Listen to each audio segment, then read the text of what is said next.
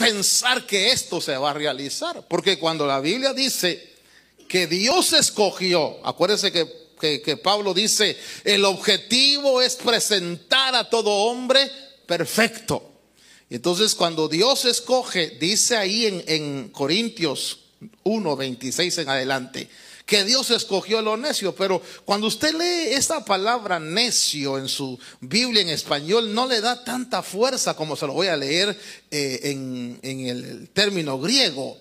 El griego es moros, y esa palabra quiere decir una cosa necia que no tiene vida, que está como muerto, como si se ha cerrado. Esta palabra me pegó bonito. Patético, bloqueado de la mente, burro, absurdo. Miren lo que hermano, burro lo digo yo, eso no está ahí. Pero alguien que está bloqueado de la mente. A ver, hijo, 1 más 1 igual 1. Hijo, 1 más 1 igual 1. Ay, hermano. Yo fui maestro y me tocó alfabetizar. ¿Saben lo que es alfabetizar, verdad? Es enseñarle a la gente a leer. A.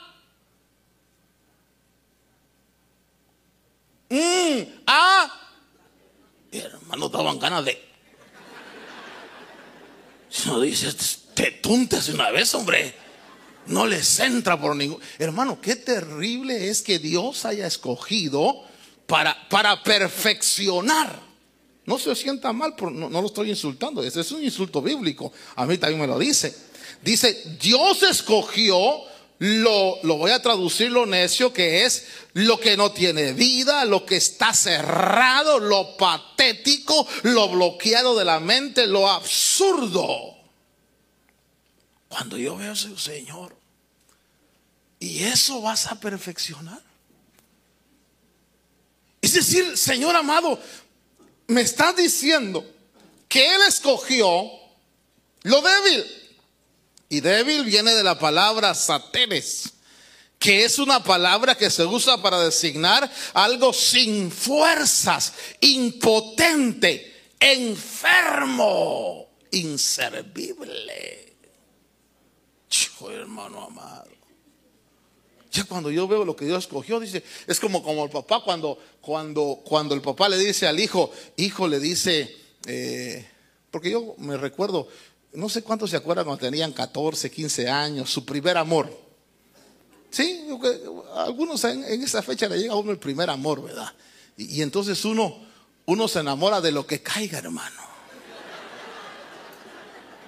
Y cuando papá o mamá lo vean a uno y le dice, mira, te presento a mi novia, y el papá dice, ay, hijo, hay que mejorar la raza, papá.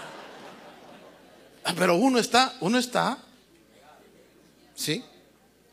Y entonces fíjese usted que dice aquí que Dios escoge lo que no tiene fuerzas, lo impotente, lo enfermo. Por eso déjeme decirle algo. Usted tiene que tener fe que el que comenzó la obra en usted la va a perfeccionar.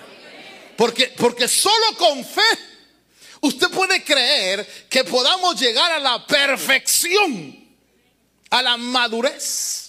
Cuando pensamos en la perfección y en la madurez, pensemos en la materia prima de donde salimos. Dice que Dios escogió lo despreciado del mundo. Dios escogió, hermano, cuando habla despreciado, el griego es agenes, que describe a una persona común, corriente, de descendencia desconocida, innoble.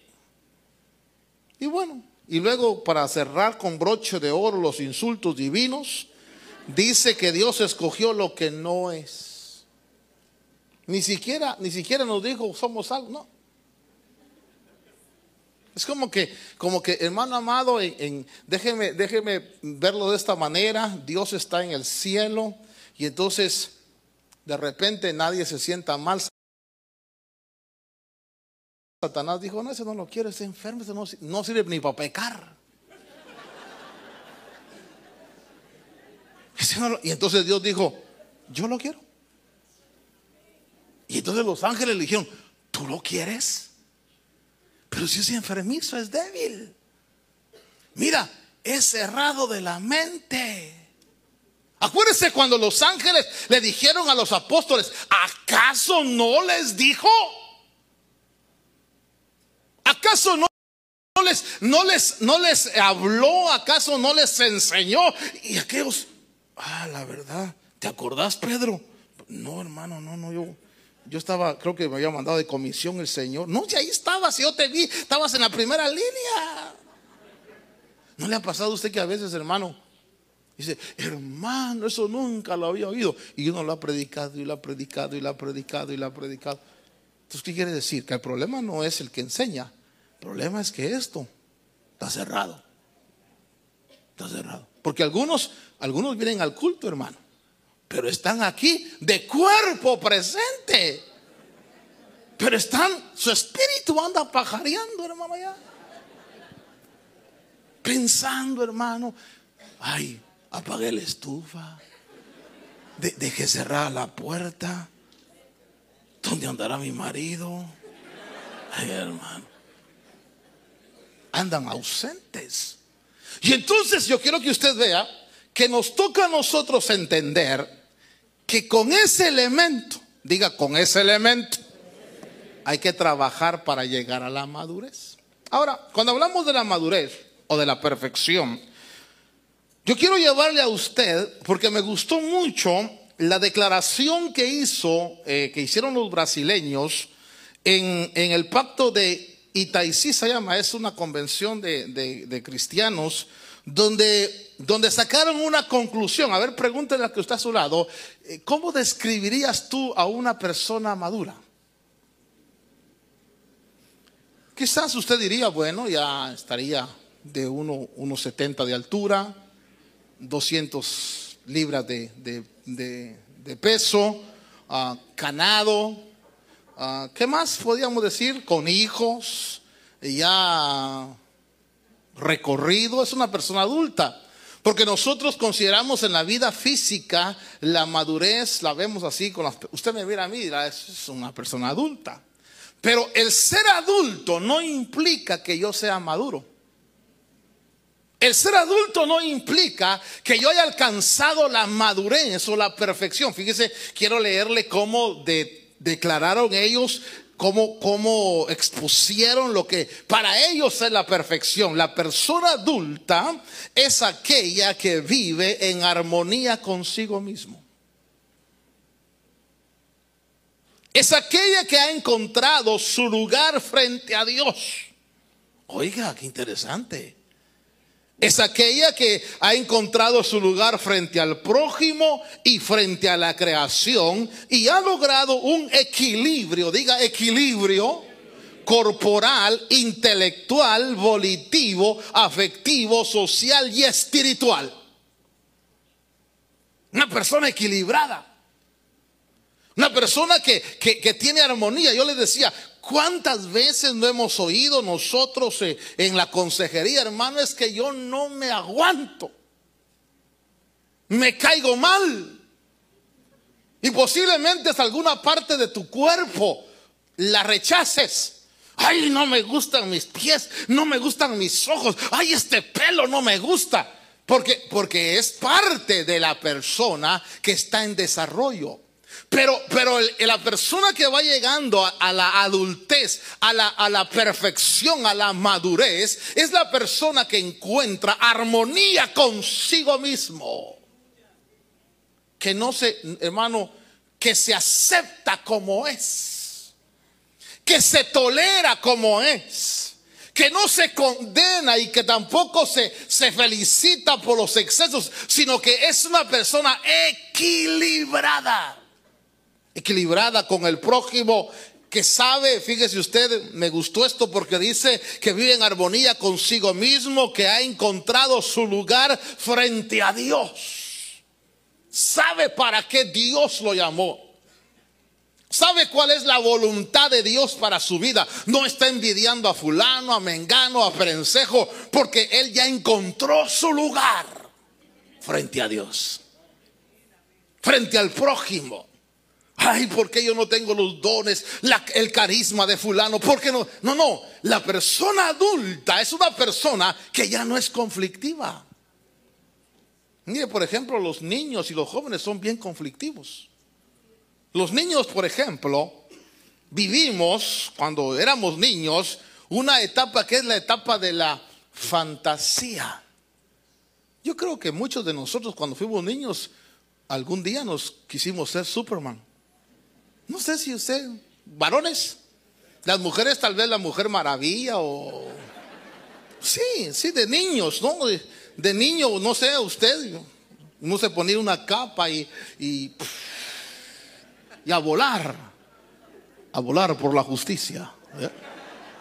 Y ahí lo veía su papá, uno iba con la capa volando, y uno se creía Superman, porque uno de niño, uno siempre quiere ser algo superior o sobrenatural. ¿Cuántos niños en la fe hay que quieren ser superiores y sobrenaturales todo el tiempo? Pero entonces hay una carrera, que es la carrera hacia la madurez, que yo quiero desarrollar con usted algunos aspectos interesantes. La característica de la iglesia, porque nosotros no podemos predicar un evangelio como el evangelio de la cruz del Calvario con el ladrón en la cruz, donde Jesús le dice al ladrón en la cruz: hoy estarás conmigo en el paraíso. Y yo pregunto, ¿cuál fue el evangelio del ladrón ese salvo? Solo invocar la salvación. Y Jesús no le dijo: mira, quiero que vayas a congregarte, quiero que leas la palabra, quiero que ayunes, quiero que te desarrolles. No. Jesús sabía que ese hombre ya no tenía tiempo. Su evangelio del ladrón en la cruz fue de un día. Diga, un día.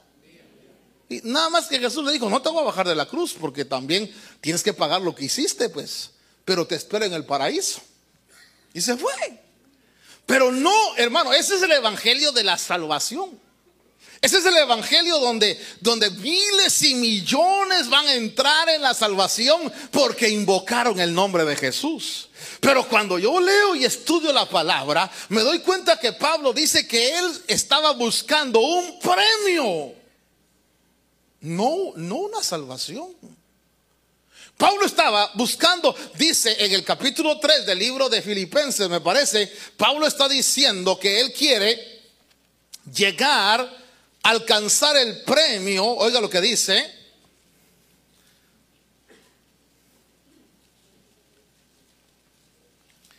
Pablo, en el capítulo 3 dice, verso 14: prosigo hacia la meta para obtener el premio. ¿Cuál es ese premio? ¿Cuál es el premio del supremo llamamiento? Pablo no está... Mire, la salvación, dígale a que está a su lado, la salvación no es un premio. La salvación es un regalo, es una herencia. Aquí todos los que hemos recibido a Cristo como Señor y Salvador somos salvos.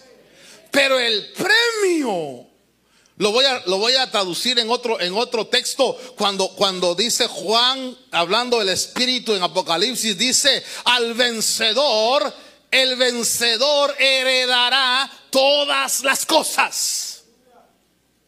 Eso quiere decir que aparte, hermano, de la salvación, Dios dice al salvo: mira, te pongo en una carrera, y la carrera va a ser llegar a la madurez, alcanzar la perfección, desarrollarte. Y si alcanzas esa meta, te voy a conceder un premio. ¿Cuál premio? El premio de ser semejante al Hijo de Dios. Por eso, fíjese, hermano, cuando yo hablo de la madurez, porque voy a insistir en la madurez, porque todos decimos: Cristo viene, pero la iglesia no está madura. Nosotros mismos no hemos entendido la necesidad de madurar. La necesidad, hermano, de perfeccionarnos. La necesidad de saber que esto no es una religión. Usted no vino a una religión. Usted no vino a un costumbrismo de domingo. Usted vino a una carrera de perfección, de madurez. Ahora, cuando hablamos de la madurez, porque debo también explicar que algunos podrán decir, bueno, la madurez es que nadie es perfecto. Claro.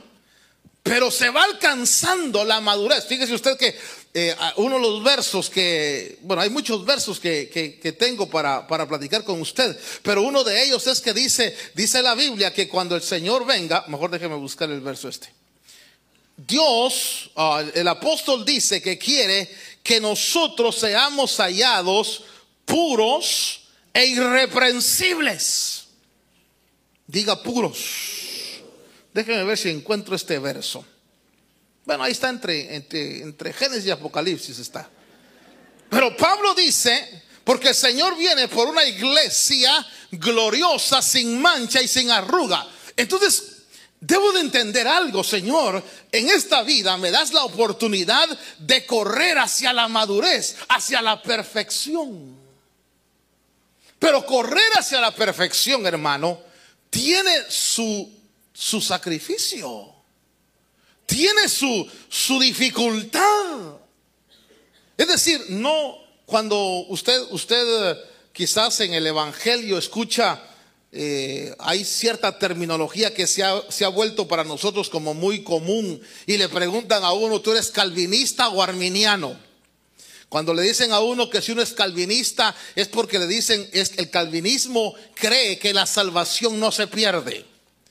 Y que media vez has nacido de nuevo, tu nombre está escrito en el libro de la vida. El arminianismo o los arminianos, ellos creen que Dios te da la salvación, pero tú debes guardar la salvación porque la puedes perder.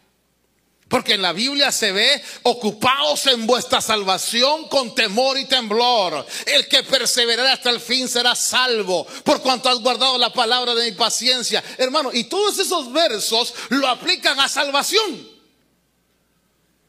Y aplican a salvación el esfuerzo, la disciplina, la consagración, lo aplican a salvación. Personalmente creo que el error terrible es meterlo todo en la salvación. Si usted me pregunta, después de los 30 y pico de años que tengo de estar predicando la palabra, hermano Otto, ¿y usted qué piensa? ¿La salvación se pierde? Hermano, cuando uno ha nacido de nuevo, uno ha nacido de nuevo. El que es hijo nace de nuevo. ¿Y cómo puede volver a no ser hijo? Si ya es hijo, su hijo puede ser malcriado, su hijo puede ser terrible, pero ya nació. Entonces cuando hablamos de la salvación, por gracia sois salvos. Esta es mi postura. Por gracia sois salvos, y no es de vosotros, es un don de Dios. La salvación es el regalo que Dios me da. La salvación es algo que depende de Dios. El que comenzó la buena obra la perfeccionará. Pero oiga, pero una cosa es salvación y otra cosa es madurez. Una cosa es ya voy a la patria celestial, y otra cosa es yo quiero ser semejante al Hijo de Dios. Una cosa es ya no voy al lago de fuego porque la sangre de Cristo me ha limpiado, pero otra cosa es cuando le vea seré semejante a Él. Cuando hablamos nosotros de madurez, y a mí me preocupa esto, le voy a decir por qué. Porque creemos que Cristo viene. ¿Cuántos creen que Cristo viene? Creemos que la trompeta va a sonar. Pero hermano, yo encuentro en la Biblia que si hay un arrebatamiento, es un arrebatamiento para gente madura. Es un arrebatamiento para una iglesia madura que se va a unir a una cabeza madura. Porque encuentro en la Biblia, hermano amado, que la madurez, Enoc, cuando fue arrebatado, tuvo testimonio de haber agradado a Dios. Yo estaba hablando con dos pastores esta semana y les dije, dígame, ¿ya tiene testimonio de que usted ha agradado a Dios? Y me dijo, caray, me la pone difícil. Pues sí, le dije, porque a mí me la está poniendo difícil la Biblia. ¿Cómo tener testimonio de que he agradado a Dios, no de que soy salvo, sino de que todo lo que estoy haciendo, pensando y diciendo le está agradando a Dios, requiere sacrificio. Requiere entender, hermano, mira, pudiste haber fracasado en tu educación secular, pudiste haber fracasado en tus negocios en la tierra, pudiste haber fracasado en tu educación universitaria, pero tienes una carrera espiritual de la que tienes que aprobar, porque si fracasas en esto, vas a lamentar no haber alcanzado todo. Yo bendigo a Dios que Cristo no vino anoche. Yo bendigo a Dios que todavía tengo tiempo para decir, Señor, no, quiero ser puro e irreprensible. Que todo vuestro ser, espíritu, alma y cuerpo sean guardados irreprensibles. Eso no es salvación. Eso es plantear delante de mí un premio. Eso es plantear, eso es decir Dios, mira, tú eres mi hijo, pero te planteo un premio, una meta. Ahora, cuando hablamos nosotros de esta realidad, fíjese usted que la característica fundamental de nuestra naturaleza cristiana es crecer. Diga, crecer. Sí, cuando un niño nace y pasan 6 meses, ¿qué es lo que usted nota que va? Creciendo. Pasan 2 años, ya el cipotío ya camina. Pasan 7 años, ya platica. Pasan 15 años, ya se enamora. Pasan 40 años, ya está viejo. ¿Verdad? ¿Cuál fue la característica de esa persona? Creció. Diga, creció. Pero si un niño nace, pasan 6 meses y sigue pequeño. Pasan 2 años y sigue pequeño. Entonces usted dice, no, aquí hay algo anómalo. Entonces usted lo lleva al médico y le dice, mire doctor, ¿por qué mi hijo no crece? Y el doctor le va a decir, bueno, porque es un desnutrido, no lo ha nutrido correctamente, o porque es un enanito. Nunca va a crecer. Usted sabe que en el evangelio hay cristianos enanitos. Tienen 10, 15, 20 años en el evangelio y todavía son como niños. El niño, hermano, cuando nosotros estudiamos las facetas del niño, mire, el niño es zarandeado por las doctrinas. El niño, hermano, como dice Pablo cuando llegó a Corintios, dice, yo quise hablaros como a maduros, pero vi que tenían bandos entre ustedes. Vi que estaban peleando entre ustedes. Vi que unos decían, nosotros somos de Pablo, nosotros de Pedro, nosotros de Apolos. Y vi que no había armonía entre ustedes. Entonces me guardé el alimento sólido y saqué las mamilas, las pachas, las botellas. Y les empecé a dar leche. En el libro de Hebreos dice, el escritor de Hebreos dice, y en lugar de ser maestros por el tiempo, habéis llegado a tal necesidad que tenéis necesidad de leche. ¿Cómo mira usted a un hombre de 30, 35 años con su pacha, su mamila? Ridículo, ¿verdad que sí? ¿Por qué? Porque, hermano amado, fíjese que ahí dice, porque os habéis hecho tardos para oír. Cuando yo le pongo atención a la palabra, y quizás a algunos de ustedes, hermano, diga, pero hermano amado, ya soy salvo. Sí, amén, pero una cosa es venir a Estados Unidos y vivir en un single. Y otra cosa es venir a Estados Unidos a ser la esposa del presidente en la Casa Blanca. ¿A dónde le gustaría a usted vivir? ¿Dónde vive o en la Casa Blanca? No me diga, hermano, yo aquí donde vivo. No, vamos a ir a la patria celestial. Pero allá en la no crea que la patria celestial, hermano, no hay gente. Allá todo está bien establecido, bien organizado, hermano. Allá arriba, mire, las cosas allá arriba no crea que se dan por, ay, por si es que estos pobrecitos, no, se dan por dignidad. Lea capítulo 5 de Apocalipsis. Al Cordero que está sentado, digno es. Orad para que seáis tenidos por dignos de escapar. Entonces yo estoy encontrando en la Biblia que hay un precio, hay un sacrificio que Dios me pide para alcanzar que cuando yo llegue al cielo realmente las fanfarrias, los redoblantes digan: es un vencedor que está entrando, y no digan: ay, aquel se vino porque al fin y al cabo se lo trajo el Señor, porque si no se pierde. Usted va a encontrar en capítulo 5 de Corintios a un hombre que Pablo dice: entréguenselo a Satanás para que se muera, para que su espíritu sea salvo. Hermano, ¿cómo entra uno así? Avergonzado. Juan dice que algunos, cuando se enfrenten al Señor, se van a esconder avergonzados. No que no sean de Dios. Entonces yo estoy entendiendo en la palabra que necesito madurar. Diga madurar. Pero la madurez es producto del alimento. Porque usted tiene que comer no solo leche, usted tiene que comer también carne. Hermano, una de las características, yo siempre he dicho, y ahora tengo que revisar mis dichos, porque digo, el tiempo más maravilloso del ser humano es cuando es niño, sobre todo de 3 años. ¿Qué problema tienen? ¿Se acuerda usted cuando tenía 4 o 5 años? Comer, jugar, dormir, comer, jugar y dormir. Ni siquiera bañarse porque no le gustaba a uno, hermano. La verdad. Yo a veces me pongo a pensar: Señor, ¿cada cuánto me bañaba yo cuando era niño? Dice, ni me acuerdo, ¿viste? Yo creo que cada 8 días. Y solo porque nos agarraba mi abuela y decía: ya es hora, ya tenía que averiguar quién eres tú, porque de tanta tierra ya uno no sabía ni quién era uno, hermano. Entonces lo metían al agua. Pero cuando uno ya crece, hermano, viene la responsabilidad.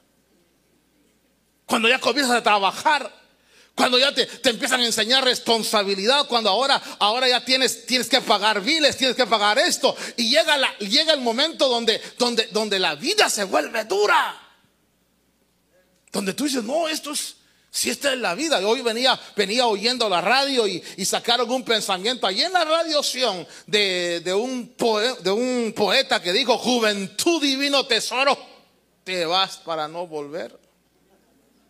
A veces cuando quiero lloro y cuando no quiero lloro. Así decía ahí. Y entonces dije: cierto, llegó la responsabilidad. Se acabó el juego. Ahora tengo que ser una persona adulta. ¿Y a quién le gusta ser adulto? Pero la Biblia me enseña que hay un premio. El premio del supremo llamamiento. Ahora, fíjese usted. Entonces Dios determinó que la naturaleza nuestra en el evangelio sea crecer. Diga crecer. Si algo no crece, 2 cosas: o está enfermo o no es de Dios.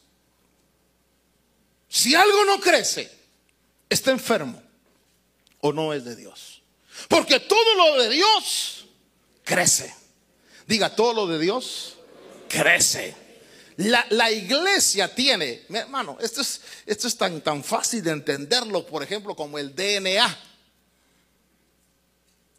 ¿Por qué nosotros, ahora que tenemos la oportunidad que la ciencia nos enseña,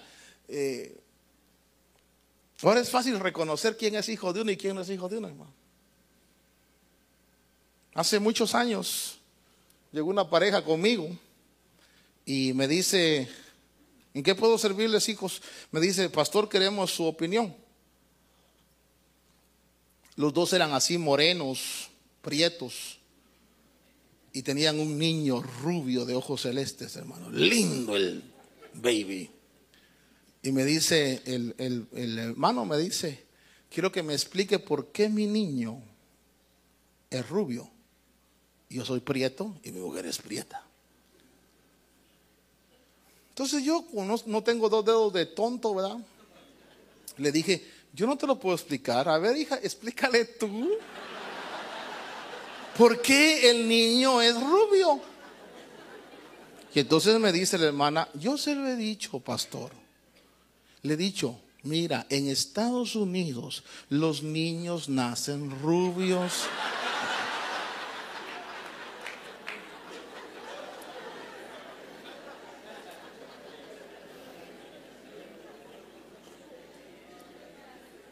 Hijo, te voy a dar un consejo, le dije. No es padre el que engendra, sino es padre el que cría. Está lindo tu niño, anda a criarlo. Amén, hermano pastor. Mire qué lindo. Pero sabe, es obvio, ¿verdad? Es obvio. No tengo que insistir en eso. La otra es una patechucho, ¿verdad? Yo veo a mis hijos. Párate, Andrea. Yo veo a mis hijos y parece mamá. Por favor. Please, mom, stand up.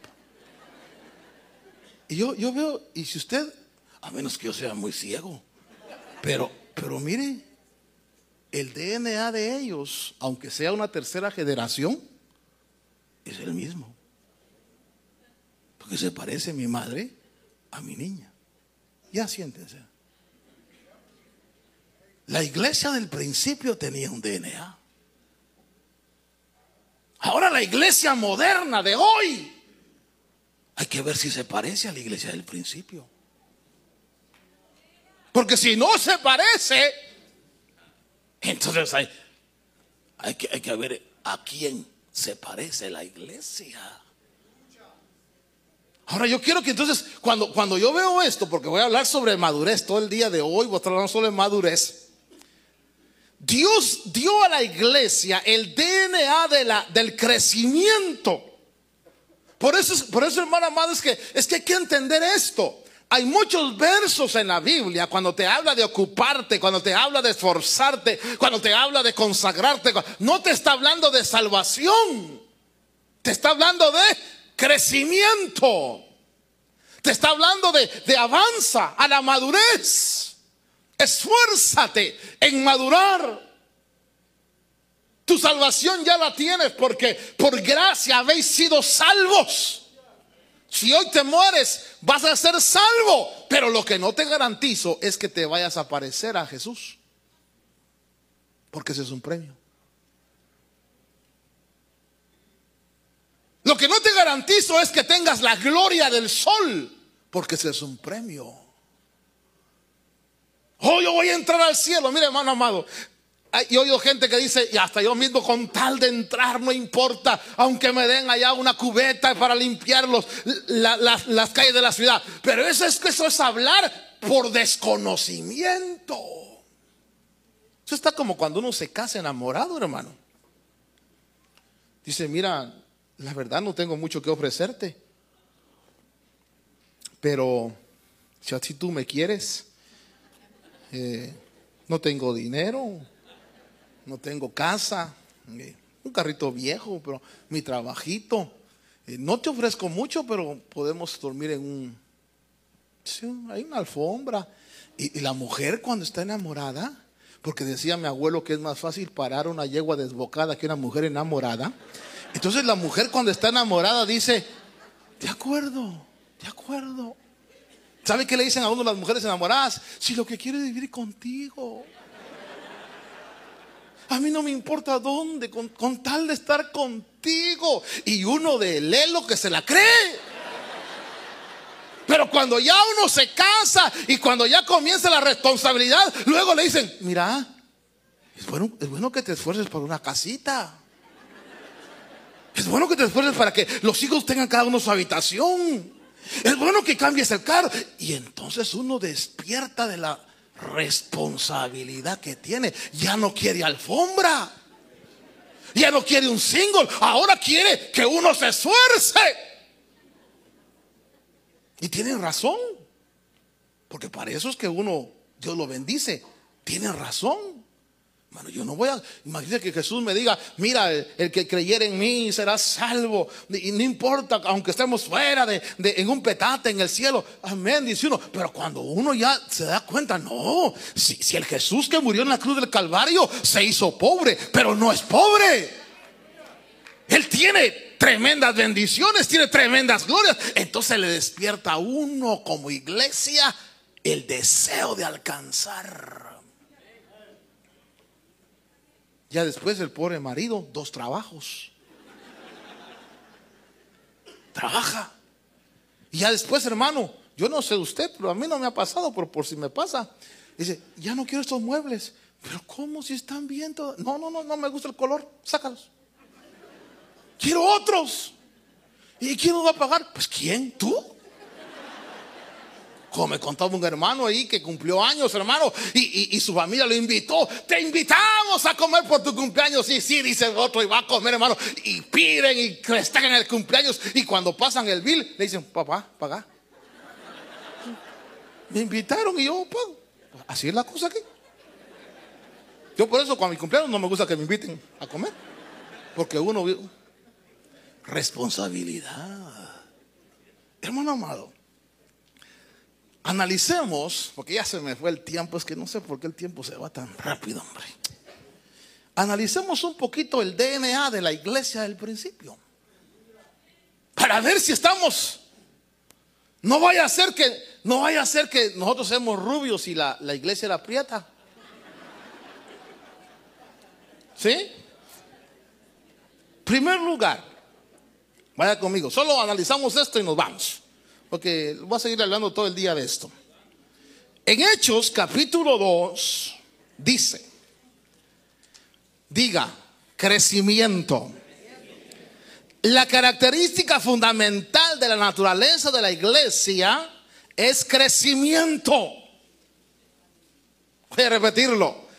La característica fundamental, Jesús le dijo a Pedro, voy a edificar mi iglesia, es crecimiento. Lo que no crece está enfermo. Lo que no, y no estoy hablando solo de número, aunque vamos a ver que el número tiene que ver. Porque yo he encontrado algunos lugares que dicen, aquí somos pocos, pero buenos. No como allá que son muchos y malos. No, párale. Hay congregaciones que tienen 10, 15, 20 años que siguen siendo 10, 15, 20 pelones. Y dices, aquí somos poquitos, pero buenos. No, ahí son enanos. Ahí están enfermos. Ahí no está el DNA de Dios. Porque el DNA de Dios se desarrolla. Y yo se lo voy a probar en la palabra. Hechos capítulo 2 dice en el verso 41. Mire el DNA de Dios. Entonces los que habían recibido su palabra fueron bautizados y se añadieron aquel día como 3,000 almas. La iglesia del principio crecía en almas. Diga almas. Ah, qué bonito. Hechos 2:47. Alabando a Dios y hallando favor con todo el pueblo, y el Señor añadía cada día. Diga cada día. La iglesia del principio tenía un índice de crecimiento diario. Hermanos, cuando yo veo esto digo, Señor, crecimiento es tuyo. Hechos 4:4. Muchos de los que habían oído el mensaje creyeron, llegando el número de hombres como 5,000. Muchos, diga muchos. Por eso qué cosa linda, hermano. Fíjese que a veces, ¿cuántos hay aquí de México? Mire, tenemos que decir algo maravilloso en México. Yo acabo de escuchar las estadísticas. Aunque quizás no sea lo que deseamos, pero es un buen índice.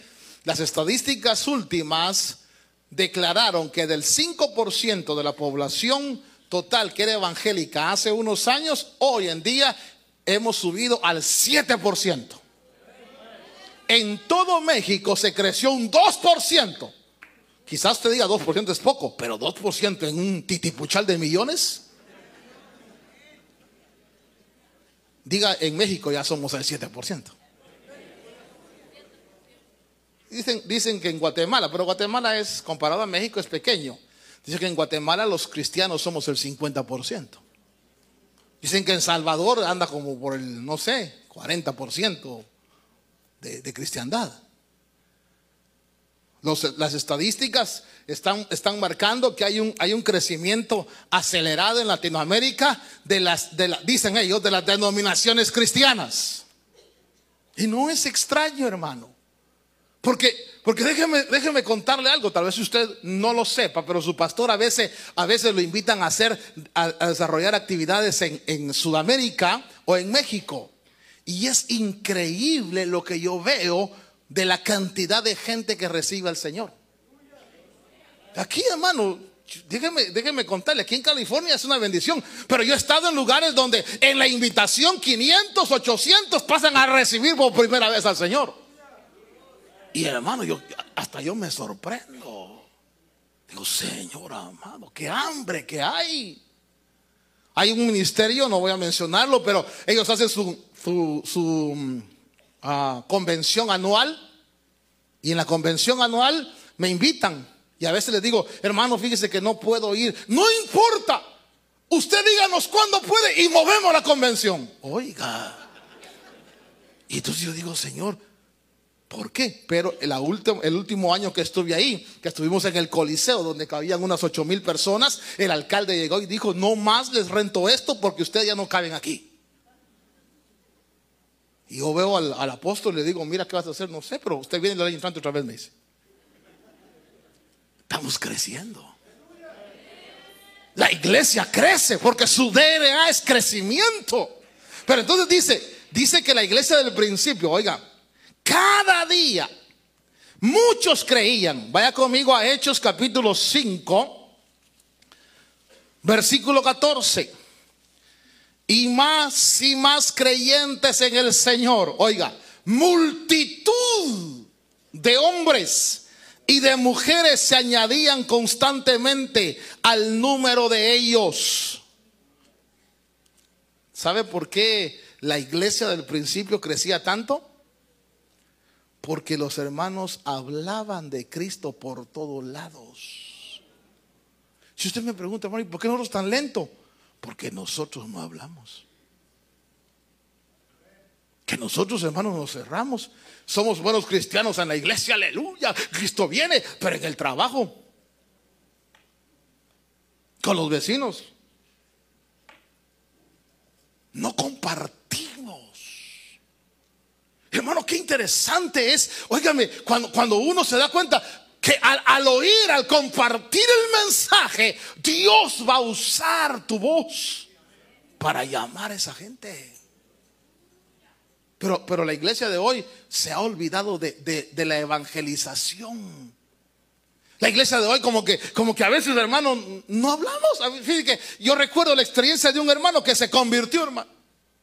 Y llegó hasta la fábrica el lunes contento, cantando, aleluya. Y le dijo al que estaba a su lado, le dijo, fíjate que ayer me convertí a Cristo. Y el que estaba a su lado le dijo, qué bueno, hermano, me gozo que al fin el Señor te alcanzó. Yo también soy cristiano. Y le dijo, ¿tú eres cristiano? Tengo 10 años de trabajar contigo y nunca me hablaste de Cristo. ¿Y tú eres cristiano? A ver, pregúntale que está a tu lado, ¿a cuánto les hablaste la semana pasada? Porque la iglesia del principio crecía. No lo estoy regañando nada más, le estoy diciendo, o estamos prietos y somos prietos como la iglesia del principio, o hay gato encerrado. Hechos capítulo 6, vea esto. Por aquellos días, ¿qué dice el verso 6, verso 1? Al multiplicarse, ya no los creyentes, sino ahora se están multiplicando. ¿Quiénes? ¿Y quién es discípulo? Discípulo no es el que va a la iglesia y que lee la Biblia. No, discípulo es el que hace lo que su Señor hace. Discípulo es aquel que dice: no, así como Jesús hacía, así quiero ser yo. Así como Jesús hablaba, así quiero hablar yo. Así como Jesús oraba, así quiero orar yo. El discípulo es el comprometido con la palabra.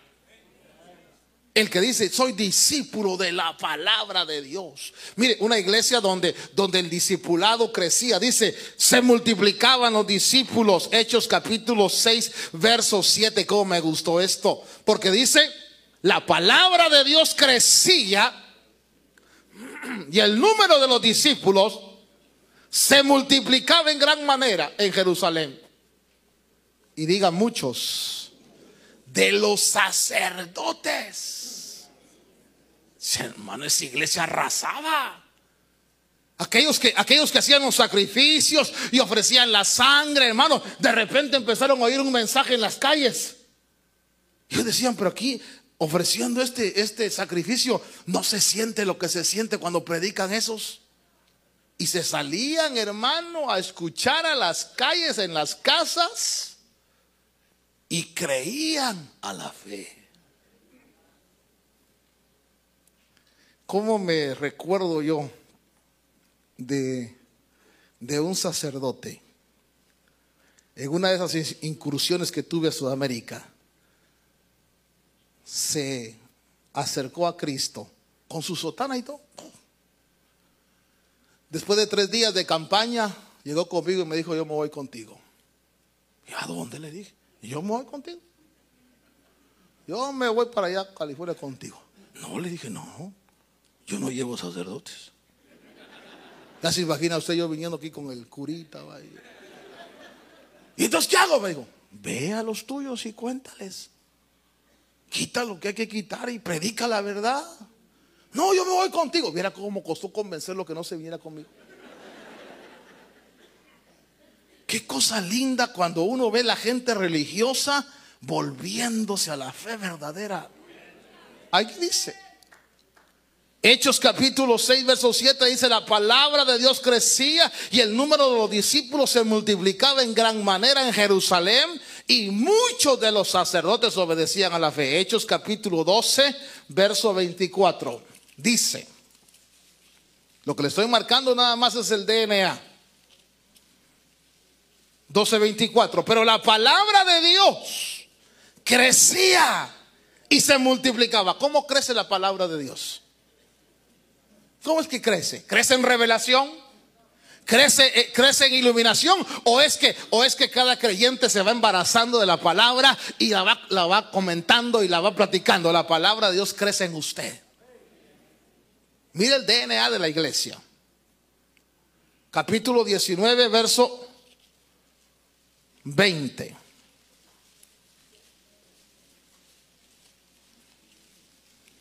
Y ahí en el capítulo 19 dice, en el versículo 20: así crecía poderosamente y prevalecía ¿qué? La palabra del Señor. Bien, lo primero que quiero marcar y asentar para ir a la madurez es que el DNA de la iglesia es crecimiento.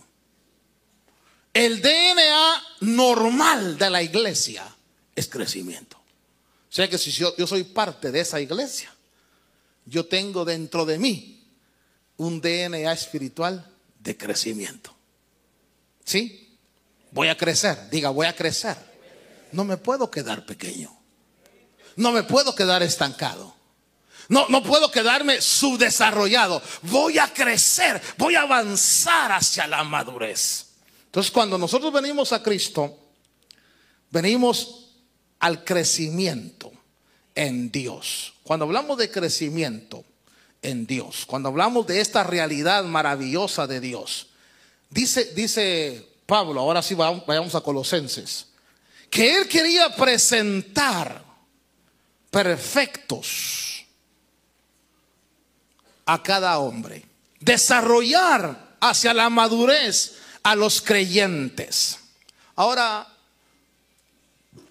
dice la escritura que usaba 2 estrategias: amonestación y enseñanza. Amonestación es hablar al corazón. Amonestación es al que no conoce a Cristo. Enseñanza es el que conoce el Señor y es hablar al intelecto. Desarrollar la madurez. Ahora, fíjese usted, desarrollar la madurez. ¿Qué es más fácil? Aquí voy a ir cerrando ya. ¿Qué es más fácil, padres? ¿Engendrar un hijo o criar un hijo? ¿Qué es más fácil? Engendrar. ¿Verdad que sí? Uno engendra. ¿En qué? 3 minutos. Sí. Una relación íntima con la esposa, ya, engendró. Pero criar, desde que el niño nace hasta que llega a la edad adulta, qué trabajo más duro, hermano. No me digas que es fácil. Por ejemplo, cuando comienzan los niños estoy pensando en las madres, no las madres modernas, esas madres que dicen, ay, yo no le doy pecho al niño porque se me van a caer. No. Estoy pensando en las madres esas así que de que el niño nace le dan su pecho ahí, hermano, calientito, y aquel se ahoga ahí tomando, hermano, y luego se lo cambian al otro y ya no duermen bien ustedes, porque el niño llora cada 2 horas y luego hay que cambiarlo. Luego se enferman, que hay que sacarles el aire y se los ponen aquí, hermano, y de repente la bocará de leche. Hermano, ¿usted vivió eso?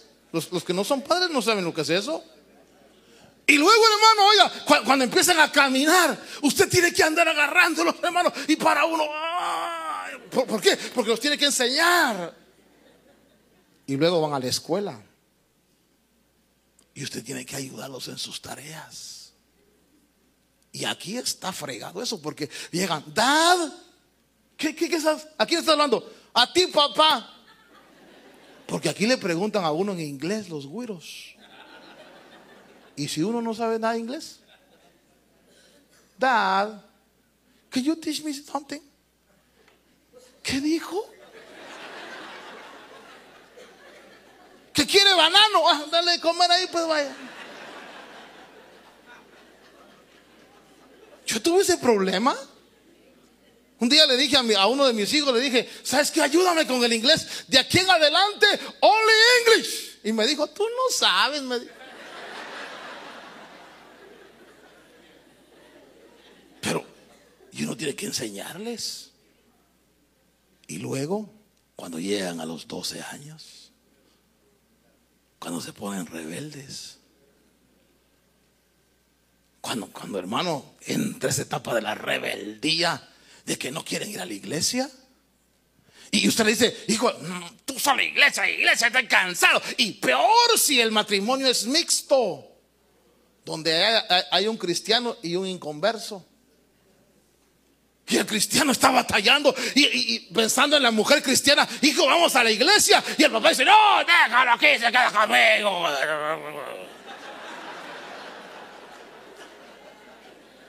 Y que lucha.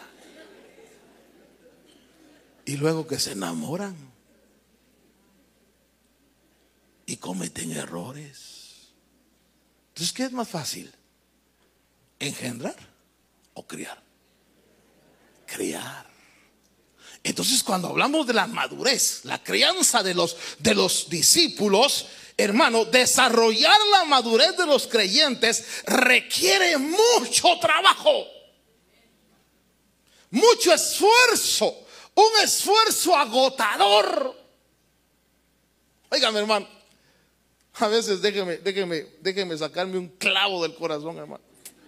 A veces uno se prepara en la palabra, en oración, hermano, y uno les da, y cuando uno les da, otros texteando, hermano. Yo viví eso con mis hijos. Había que darles ya papilla y les metía a la boca la papilla y les metía. ¿No pasó usted eso?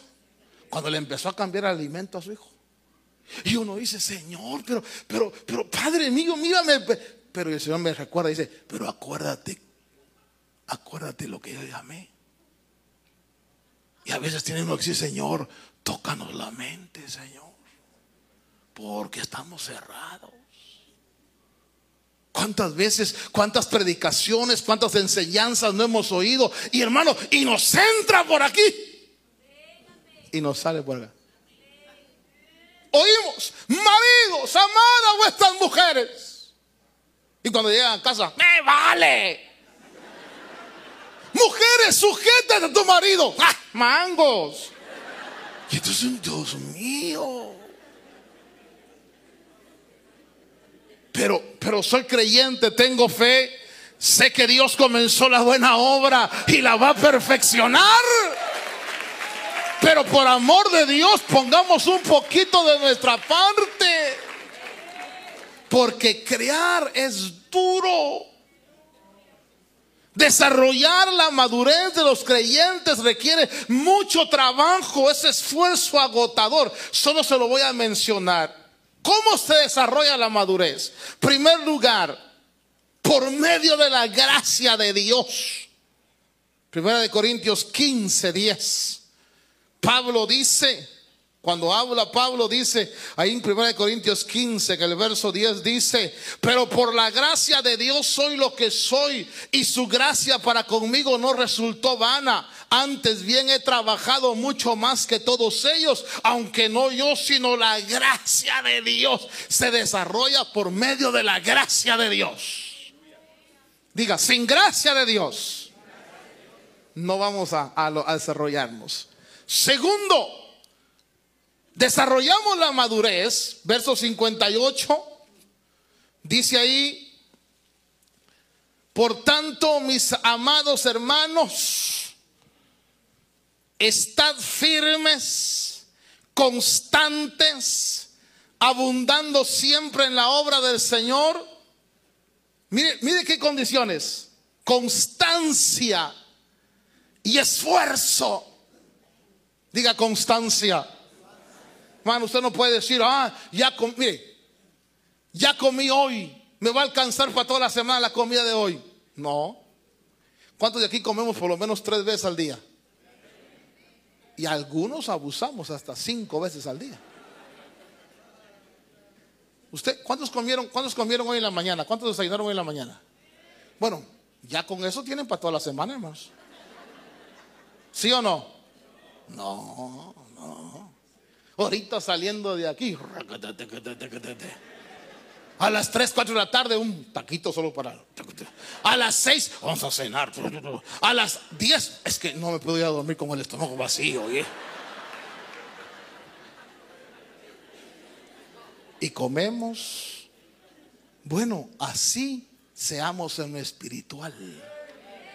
No basta un culto, no basta una prédica, no basta una ida a la iglesia. Tiene que ser constante. Por eso es duro el crecimiento. Pablo, cuando habla, fíjese usted en Gálatas capítulo 4, a pesar de su trabajo duro, dice que el trabajo lo hacía con temor, porque temo, decía Pablo en el capítulo 4 de Gálatas, versículo 11. Temo por vosotros, que quizás en vano he trabajado por vosotros. ¿Sabe qué triste es cuando uno, hermano, se da cuenta cuántos años han estado sentados oyendo la palabra, han estado en evangelismo, han estado en discipulados, han estado en alabanza, y de repente uno los ve en el mundo? Y uno dice, Señor, si yo los vi, eran los que decían amén. Señor, ¿para qué les enseñamos? ¿Para qué me esforcé? ¿Para qué me quemé las pestañas? ¿Para qué doblé tanto mis rodillas? Y mira, Señor, y Pablo decía, temo. Es como, por ejemplo, cuando me dicen a mí, hermano, fíjese que mi esposo me grita y es ayuda de servicio. Fíjese que mi esposa, mire, se quiere divorciar y es ayuda de servicio. Fíjese que mi hijo está metido en esto y está en la alabanza. Y uno dice, hasta ganas de chupar le dan a uno, dice. Dijo un pastor, hermano. Le dijo un pastor así, hablando, digo, a veces se siente uno tan de un decepcionado que hasta ganas de chupar le dan a uno. A mí, gracias a Dios, no.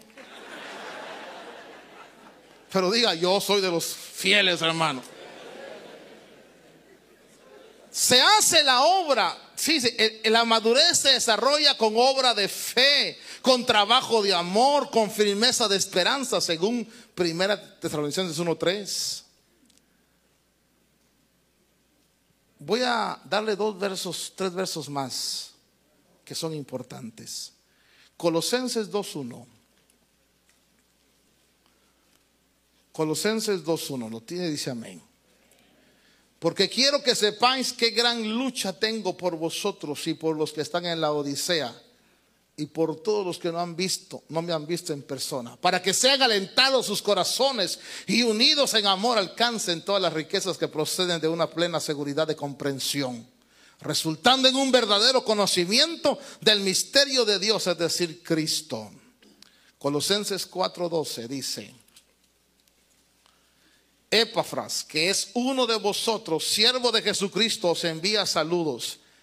Mire a Epafras, siempre esforzándose intensamente a favor vuestro en sus oraciones, para que estéis firmes, perfectos, maduros y completamente seguros en toda la voluntad de Dios. Y cuando habla del esfuerzo, cuando habla de ese trabajo, hermano, dice la palabra que usa en griego es agonizomenos, que quiere decir llegar casi hasta la fatiga total,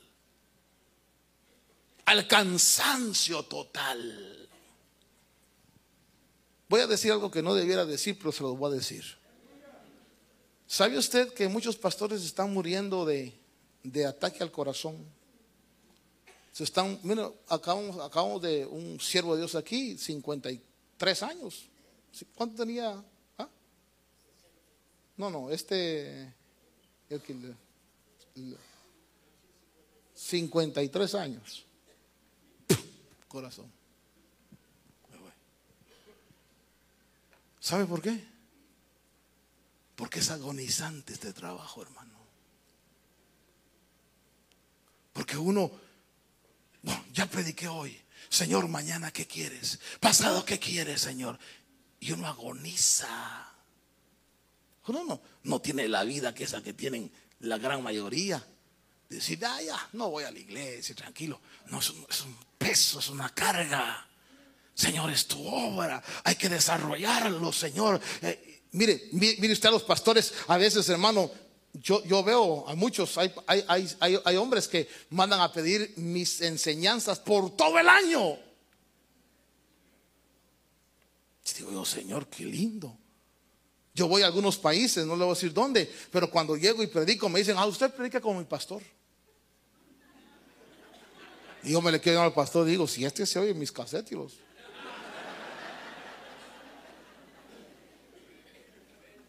Pero es estresante, es agonizante darle la comida a los cristianos y para que algunos... Yo te pregunto, ¿de qué prediqué el domingo pasado?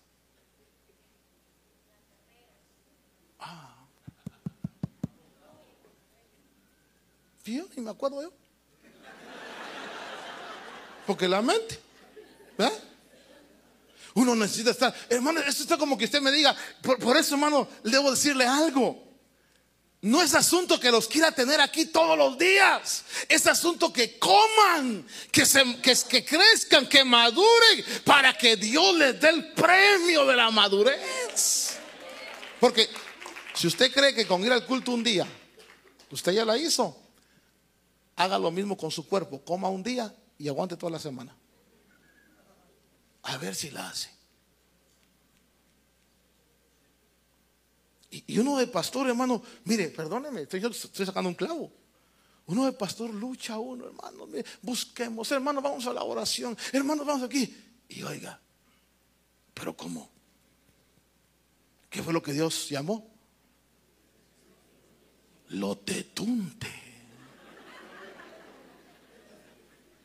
No, eso dice él, pero no, yo, hermano. Y uno va peleando contra esa mentalidad. Por eso el trabajo de la madurez es duro. No es fácil engendrar. Mira, hermano, yo voy a México hoy y engendro, caen 3, 4, 500 gentes así, hermano. Y yo se lo digo, pobre pastor, ahí nos vemos. Alimentar a todo ese montón de cerrados, cambiarles la mentalidad. Hermano, estoy en una actividad donde hay miles de personas. Vuelvo a un aeropuerto y cuando estoy en el aeropuerto llega alguien y me agarra la mano y me empieza a besar la mano. Y yo digo, tranquilo. Quitarle la mentalidad que todavía creen que uno es cura, hermano.